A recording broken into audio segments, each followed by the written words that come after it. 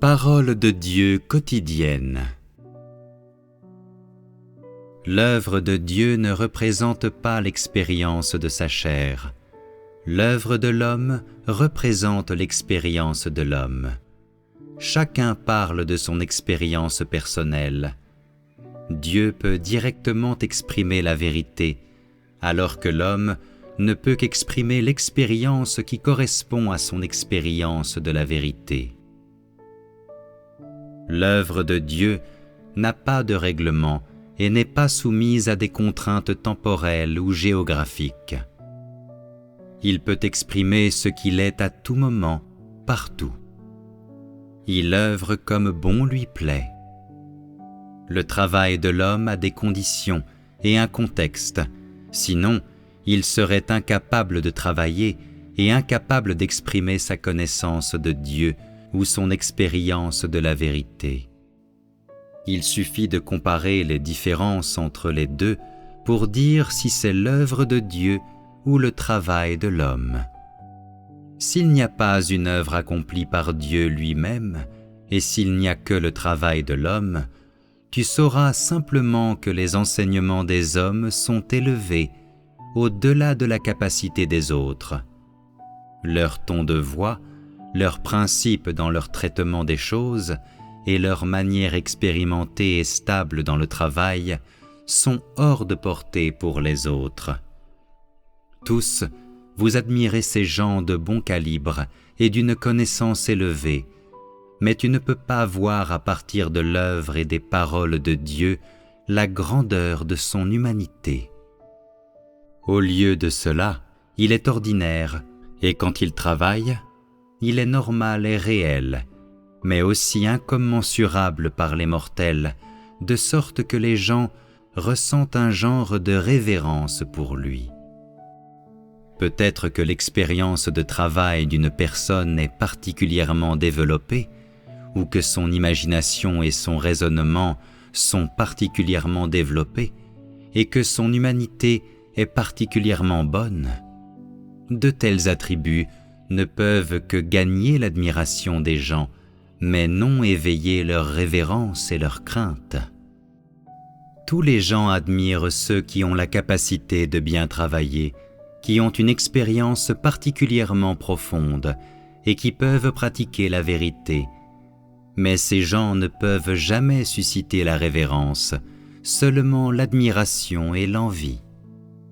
Mais les gens qui ont expérimenté l'œuvre de Dieu n'admirent pas Dieu, ils ont plutôt le sentiment que son œuvre est hors de portée pour les humains, qu'elle est insondable pour l'homme et qu'elle est fraîche et merveilleuse. Quand les gens expérimentent l'œuvre de Dieu, leur première connaissance à son sujet est qu'il est insondable, sage et merveilleux, et inconsciemment, ils le vénèrent et sentent le mystère de l'œuvre qu'il accomplit, qui est au-delà de la portée de l'esprit de l'homme.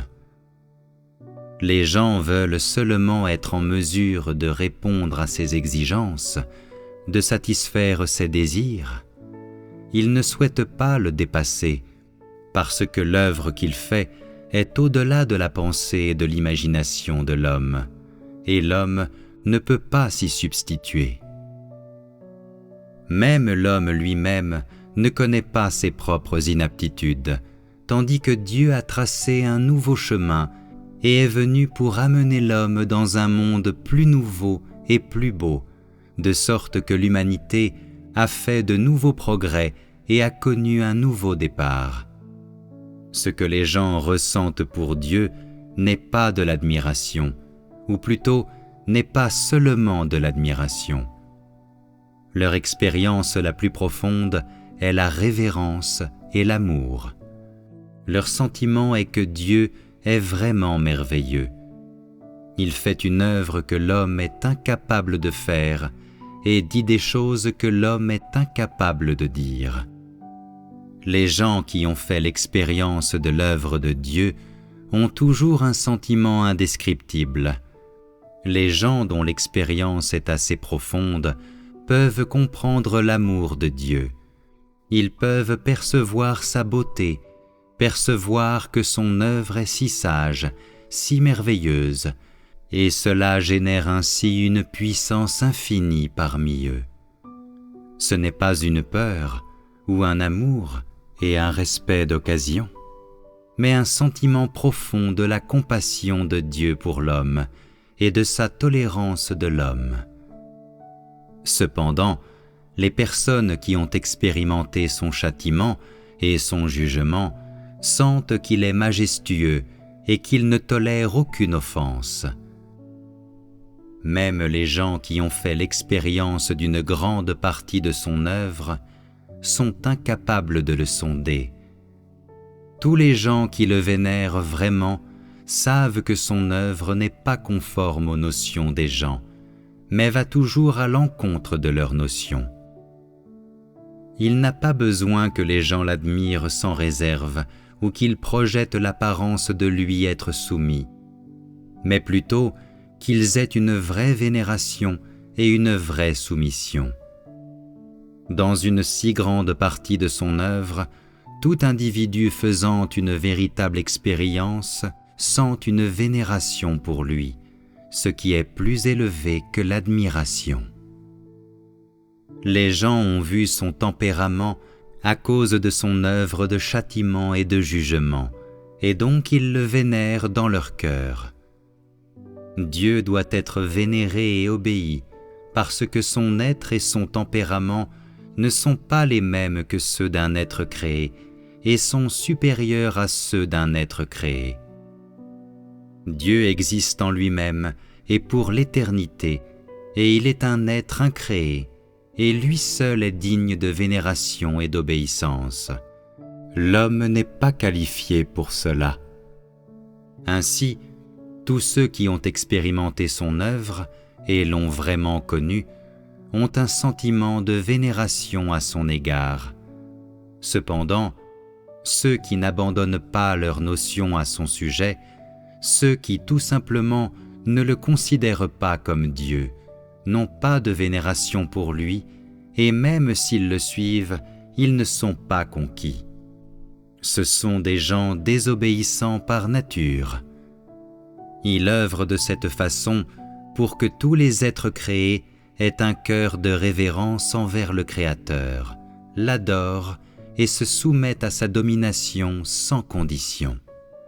Tel est le résultat final que toute son œuvre vise à atteindre.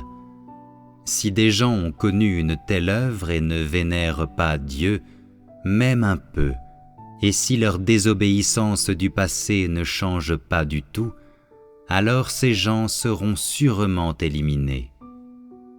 Si l'attitude d'un individu envers Dieu n'est que de l'admirer ou de le respecter à distance et de ne pas l'aimer le moins du monde, alors c'est le résultat qu'un tel individu avec son cœur qui n'aime pas Dieu obtiendra, et cet individu n'a pas les conditions requises pour être perfectionné. Si une œuvre d'une telle abondance ne réussit pas à susciter le véritable amour d'un individu, cela signifie que cet individu n'a pas gagné Dieu et ne cherche pas vraiment la vérité. Un individu qui n'aime pas Dieu n'aime pas la vérité et ne peut donc pas gagner Dieu, encore moins recevoir l'approbation de Dieu. Ces gens, peu importe la façon dont ils expérimentent l'œuvre du Saint-Esprit et la façon dont ils font l'expérience du jugement, sont incapables de vénérer Dieu. Ces gens ont une nature inchangeable, ils ont un tempérament extrêmement méchant. Tous ceux qui ne vénèrent pas Dieu seront éliminés, feront l'objet de la punition, et seront punis tout comme ceux qui font le mal, souffrant encore plus que ceux qui ont fait des choses injustes.